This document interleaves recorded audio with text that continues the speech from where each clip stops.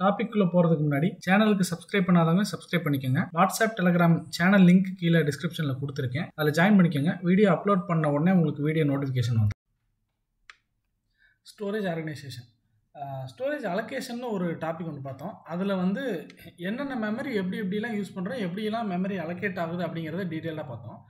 இது கிட்டத்தட்ட same topic தான் வரும். பட் இதில் எப்படி பார்க்க போகிறோம்னா என்னென்ன மெமரி இருக்குது, அந்த ஸ்ட்ரக்சர் என்னென்னு மட்டும் பார்க்க போகிறோம். அதில் என்ன பார்த்தோன்னா அந்த ஒவ்வொரு மெமரி எப்படி யூஸ் பண்ணுறோங்கிறத பார்த்தோம். இதில் அந்த மெமரியோடைய லே அவுட் மட்டும் பார்க்க போகிறோம். ஸோ ஒரு ப்ரோக்ராமை வந்து கம்பைல் பண்ணி ரன் பண்ணி முடிக்கிற வரைக்கும் தேவையான ஸ்டோரேஜ் எல்லாத்த பற்றின ஒரு லே அவுட் தான். அந்த என்னென்ன மெமரி இருக்கோ அந்த மெமரியோடைய லே அவுட் தான் ஸ்டோரேஜ் ஆர்கனைசேஷன். ஸோ ஃபஸ்ட்டு பார்த்தீங்கன்னா ஒரு ப்ரோக்ராம் ரன் பண்ணுறதுக்கு தேவையான மெமரிஸ்லாம் பார்த்தீங்கன்னா ஃபஸ்ட்டு கோட் செக்மெண்ட்னு ஒன்று இருக்கும். அந்த கோட் செக்மெண்ட் வேறு ஒன்றும் இல்லை, நம்ம எழுதுகிற கோடை வச்சு ரன் பண்ணக்கூடிய மெமரி தான் கோட் செக்மெண்ட். அது ஃபைனலாக எக்ஸிக்யூட்டிவ் இன்ஸ்ட்ரக்ஷனாக இருக்கலாம், எதாவது வேணா இருக்கலாம். அது ஒரு கோட் செக்மெண்ட்.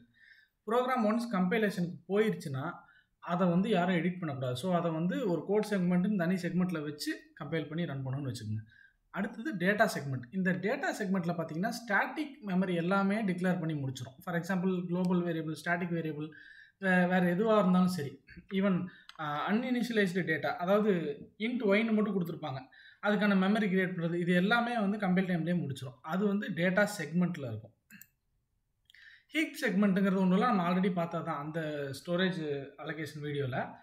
ரன் டைமில் ஒரு மெமரி க்ரியேட் பண்ணி அந்த மெமரிக்குள்ளே வேல்யூ போடுற இந்த மாதிரி டைனமிக் ப்ராசஸ் எல்லாமே ஹீப் மெமரியில் இருக்கும், அந்த ஹீப் செக்மெண்ட்டில் இருக்கும். ஸோ இந்த ஹீப் மெமரி வந்து தேவைங்கிறப்ப க்ரியேட் பண்ணிக்கும், அந்த வேலை முடிஞ்சோன்னா அதை அழிச்சிருவோம். நம்ம கோடில் வந்து நம்ம அதுக்கு மெமரி ஃப்ரீ பண்ணுறதுக்கான கோடு எழுதணும். ஆக்சுவலாக வந்து நியூ அப்படிங்கிற ஆப்ரேட்டர் போடும்போது நம்ம அந்த மெமரி ஃப்ரீ பண்ணுற கோடு எழுத தேவையில்லை. பட் ஜென்ரலாக வந்து எம்எல்ஆக் யூஸ் பண்ணி நம்ம மெமரி க்ரியேட் பண்ணோம்னா மறுபடியும் ஃப்ரீ யூஸ் பண்ணி மெமரியை ரிலீஸ் பண்ணி ஆகணும். அது வந்து ஹீப் செக்மெண்ட்டோடைய நேச்சர். அடுத்தது ஸ்டாக். நம்ம சொன்ன மாதிரி லோக்கல் வேரியபிள் ஸ்டோர் பண்ணுறதுக்கு ஃபங்க்ஷன் கால், அந்த ஃபங்க்ஷன் கால்குள்ளே இஃப் எல்ஸு நெஸ்டட் இஃப்லாம் போடும்போது என்னென்ன ஃபங்க்ஷன் கால் நடந்திருக்கு, என்னென்ன இஃப் ஸ்டேட்மெண்ட்டுக்குள்ளே போயிருக்கு, இது எல்லாத்தையும் வந்து ஸ்டாக்கில் ஒன் பை ஒன்னாக புஷ் பண்ணி தான் அதே ஆர்டரில் எக்ஸிக்யூட் பண்ணி முடிக்கும். ஸோ அதுக்கு வந்து ஸ்டாக் மெமரி தேவை. ஸோ மொத்தம் 4 கைண்ட் ஆஃப் மெமரி ஒரு ப்ரோக்ராமை ரன் பண்ணி முடிக்கிறதுக்கு தேவைப்படுது. கோட் செக்மெண்ட்டு, நம்ம எழுதின கோடு, டேட்டா செக்மெண்ட்டு, ஸ்டாட்டிக் வேரியபிள்ஸ். அதே மாதிரி க்ரியேட் பண்ணும்போதே ப்ரோக்ராம் எழுதும் போதே நம்ம வேல்யூ போட்டோம்னா அந்த கைண்ட் ஆஃப் மெமரிஸ், அந்த கைண்ட் ஆஃப் வேல்யூஸ் எல்லாத்தையும் டேட்டா செக்மெண்ட்டில் ஸ்டோர் பண்ணிக்கும். அப்புறம் ஹீப் செக்மெண்ட் வந்து ரன் டைமில் நம்ம க்ரியேட் பண்ணுற வேரியபிள்ஸ்க்கு, ரன் டைமில் க்ரியேட் பண்ண வேண்டிய மெமரிக்கெலாம் ஹீப் செக்மெண்ட்டு. ஃபைனலாக அந்த ஃபங்க்ஷன் கால்ஸு, ரிட்டர்ன் அட்ரஸ்ஸு, இதையெல்லாம் மெயின்டைன் பண்ணுறதுக்கு ஸ்டாக் செக்மெண்ட். இதில் கீ கான்செப்ட் என்னென்னு பார்த்தீங்கன்னா ஸ்டாட்டிக் அண்ட் டைனமிக். ஸ்டாட்டிக்ங்கிறது வந்து ஃபிக்ஸ்டு சைஸ் எலமெண்ட்ஸ், அதாவது இன்ட் ஏ ஈக்குவல் டு 5 கொடுத்தோம்னா இன்டிஜர் டேட்டா டைப்புக்கு என்ன சைஸ் ஆஃப் மெமரி வேணுமோ அந்த சைஸ் தான் ஃபிக்ஸ்டு தான், அதுக்குள்ளே நம்ம அந்த வேல்யூ டேரெக்டாகவும் போட்டுருவோம். ஆனால் டைனமிக்னா அப்படி கிடையாது. லிங்க்டு லிஸ்ட்டுன்னு வச்சுக்கோங்க. அந்த எக்ஸாம்பிளுக்கு ஒரு லிங்க்டு லிஸ்ட் க்ரியேட் பண்ணுறோம்னா அந்த லிங்க் லிஸ்ட் சைஸ் வந்து ஒரு சமயம் 5 இருக்கலாம், இன்னொரு சமயம் யூஸருடைய ரெக்குயர்மெண்ட்டுக்கு ஏற்ற மாதிரி 10 இருக்கலாம், 15 இருக்கலாம். ஸோ அது வேரியபிள் சைஸ்டு எலமெண்ட்ஸ். அது வந்து டைனமிக் காம்பனன்ட்ஸ் மூலிமா தான் மெமரி யூஸ் பண்ணுவோம்.